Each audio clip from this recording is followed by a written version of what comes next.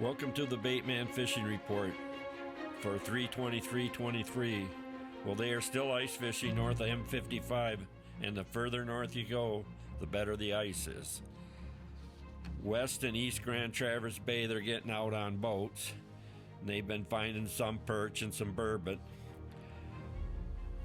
Northport, the access, the landing's closed, so you can't go out of there right now. So, and it's closed till Memorial, so that fishing spot's kind of off limits right now. Skeegamog was real good Monday and Tuesday, then slow Wednesday, but they've been doing pretty good on the perch. Torch Lake, the north end, has been good for burbot in boats. And they have been catching Atlantics off the docks using blues and slip bobbers.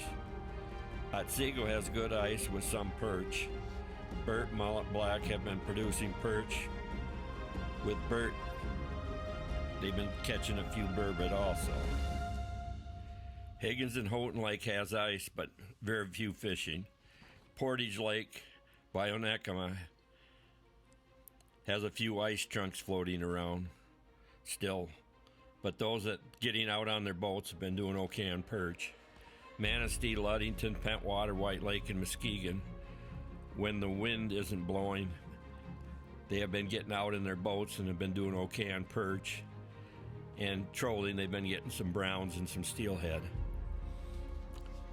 A good perch bite has been reported between the Croton and Hardy dams, with wigglers and perch minnows working best.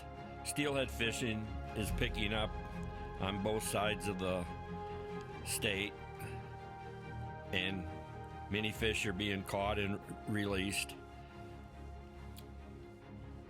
Have not heard a whole lot about the sucker run so far, so I think we just need a little bit warmer weather.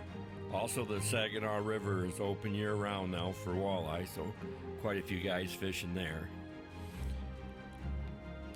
So we'll keep you updated. Baitman out.